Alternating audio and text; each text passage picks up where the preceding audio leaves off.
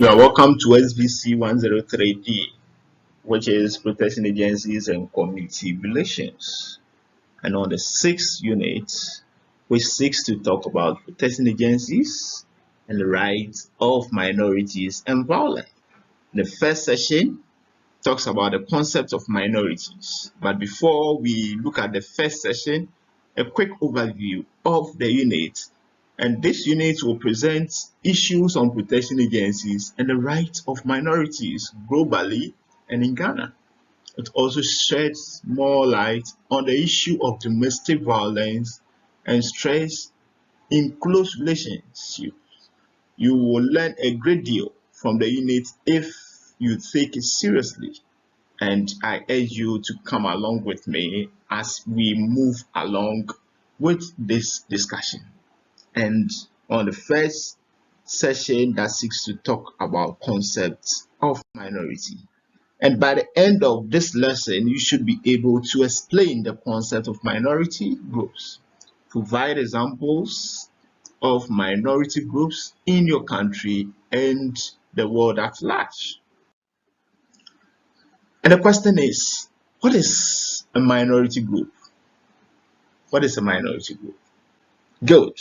So there are so many definitions of minority groups, the one by United Nations and so on and so forth. But we will consider Perkins and Willie's definition.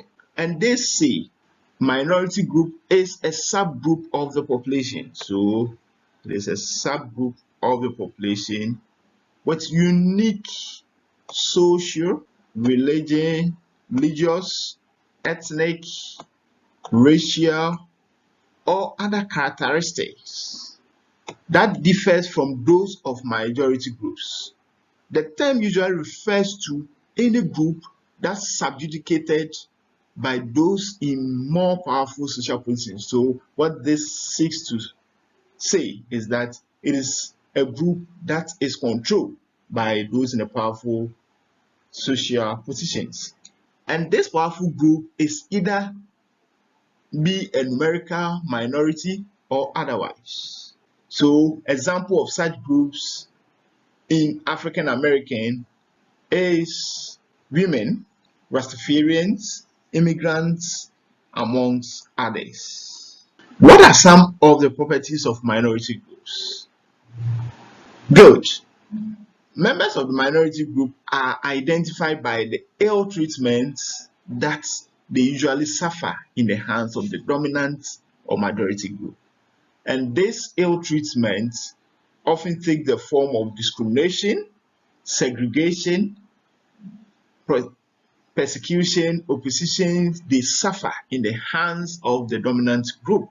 Secondly, a minority group has some physical and cultural characteristics that's unique or exclusively to group. And these unique characteristics ensure a clear distinction between the minority group and dominant group. These characteristics of the minority group makes it easy for the minority group to lump its members together and treat them as somewhat inferior. Third, a minority group is self-conscious, and this common consciousness emanates from the common burden and suffering of the members of the group.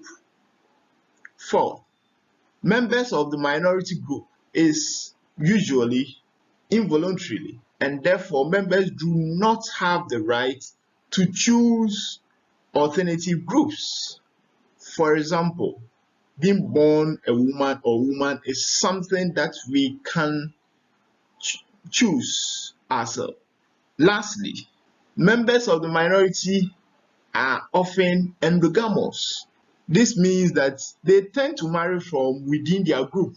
This is partly due to the fact that the dominant group often discourage its members from marrying from the minority group. For instance, in the northern part of the country where we have the Dagombas, it will be very difficult for the Dagombas to be accepted as being married to those within the southern part of the country. That is what this discussion is saying.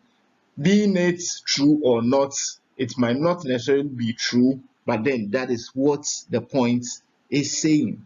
I hope you understand that. So gradually, or all too soon, we've come to the end of this session that you've been taken through the concept of minorities as well as properties that distinguish minority groups from other groups. I want you to take some time to go through the self-assessment questions displayed on your screen, and after going through that, I will inspect that in our next discussion, and this will help you understand the concept very, very well. And until we meet again for the next session that seeks to talk about protection agencies and the rights of the minorities, bye for now.